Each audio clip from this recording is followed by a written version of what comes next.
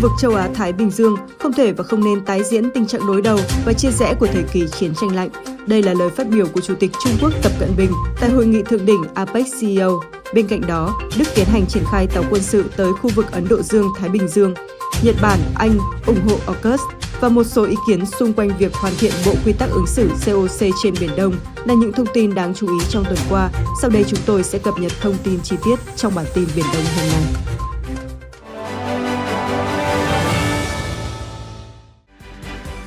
Ngày 9 tháng 11, trong một diễn đàn trực tuyến được tổ chức bởi Hiệp hội Hiểu biết Philippines-Trung Quốc liên quan đến vấn đề Biển Đông, Thứ trưởng Ngoại giao Philippines Maria Teresa Lazaro khẳng định quá trình đàm phán Bộ Quy tắc ứng xử ở Biển Đông COC đang được triển khai và nhấn mạnh vai trò tích cực của Philippines trong việc thúc đẩy COC, ngay cả khi đã chuyển giao quyền điều phối cho Myanmar, trong đó có việc sắp xếp tổ chức và phân loại nội dung văn bản, đồng thời dẫn dắt các cuộc thảo luận các vấn đề quan trọng quyết định sự thành công của các cuộc đàm phán COC.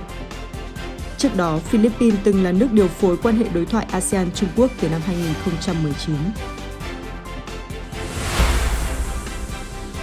Theo tờ South China Morning Post, cũng trong ngày 9 tháng 11, Phó Đô đốc Hải quân Đức Kai-Achim Stolberg tuyên bố việc triển khai tàu quân sự tới Ấn Độ Dương-Thái Bình Dương nhằm thể hiện những lo ngại của nước này về tự do hàng hải và trật tự dựa trên luật lệ đang bị đe dọa ở khu vực. Đây được xem là một ám chỉ rõ ràng đối với Trung Quốc, đối tác thương mại của nước này. Động thái này theo sau các động thái tương tự của các nước châu Âu, bao gồm Anh, Pháp, Hà Lan. Các tàu chiến của các nước này gần đây cũng đã tiến hành các cuộc tập trận hải quân chung ở Biển Đông và Biển Hoa Đông. Ngày 9 tháng 11, tại Hội nghị Bộ trưởng Ngoại giao Australia-Malaysia lần thứ tư, hai bên đã đề cập đến nhiều khía cạnh của vấn đề Biển Đông, trong đó nhấn mạnh, bày tỏ nguyện vọng về một khu vực biển hòa bình, ổn định và an ninh, nhắc lại sự quan ngại về các diễn biến ở Biển Đông, đồng thời nhấn mạnh tầm quan trọng của việc duy trì và thúc đẩy hòa bình, an ninh và ổn định trong khu vực, cũng như tự do hàng hải trong và ngoài Biển Đông, kêu gọi các bên tránh các hoạt động có thể làm gia tăng căng thẳng. Đặc biệt nhấn mạnh sự cần thiết của việc tuân thủ luật pháp quốc tế, trong đó có UNCLOS năm 1982.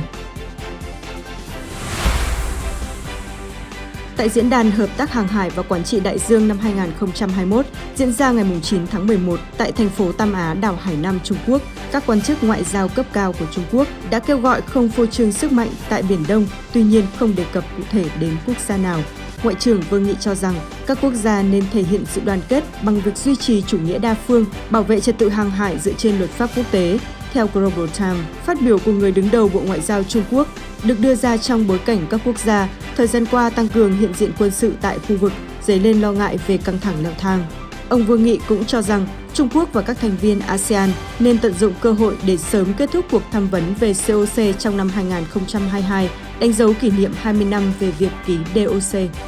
Cũng tại diễn đàn trên, ông Ngô Giang Hạo, trợ lý Bộ trưởng Ngoại giao Trung Quốc, đã kêu gọi Mỹ tham gia UNCLOS năm 1982.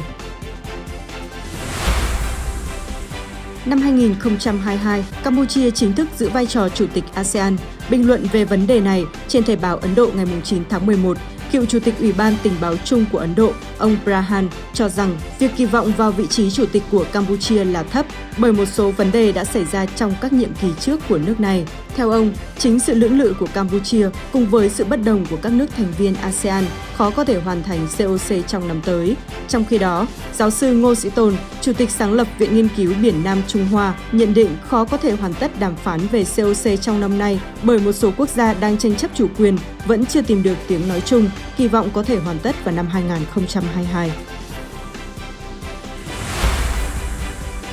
Ngày 10 tháng 11, Thủ tướng Malaysia Sri Imun Sabri Yaakob đã có cuộc gặp song phương với Tổng thống Indonesia Joko Widodo tại Phủ Tổng thống Bogor. Hai bên nhất trí rằng vấn đề Biển Đông phải được giải quyết thông qua con đường ngoại giao trên cơ sở tôn trọng luật pháp quốc tế, trong đó có UNCLOS năm 1982.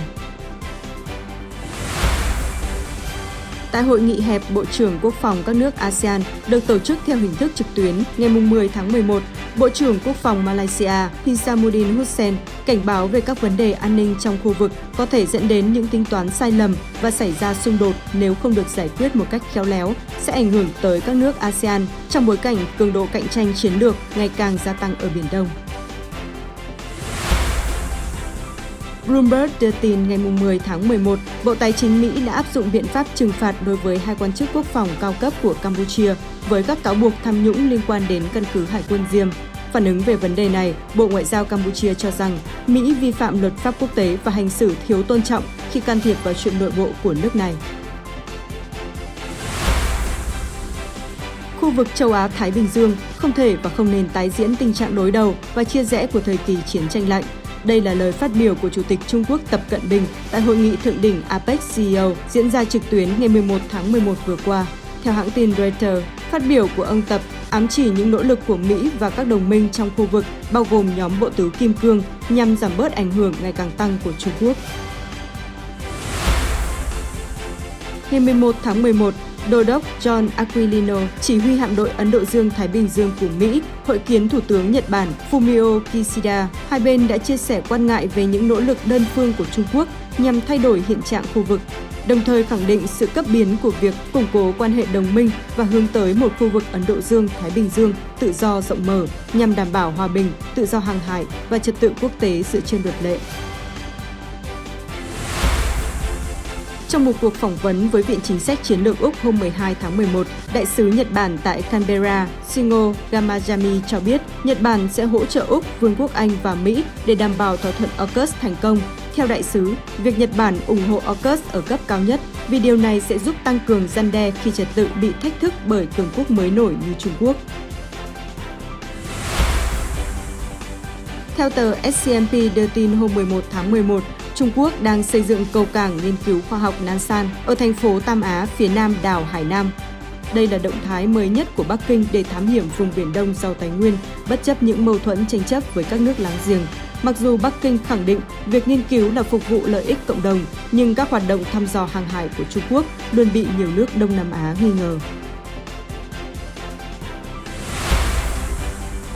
Quân đội Philippines ngày 11 tháng 11 gửi lời cảm ơn đến Việt Nam đã giải cứu 2 ngư dân khi ở gần đảo Song Tử Tây. Theo đó, ngày 9 tháng 11, 2 ngư dân Philippines đã bị trôi giạt khi thuyền của họ gặp sự cố về động cơ, sau đó đã được các nhà chức trách Việt Nam giải cứu, được cung cấp thực phẩm và quần áo. Nhân viên kiểm ngư Việt Nam đã bàn giao các ngư dân cho quân đội Philippines.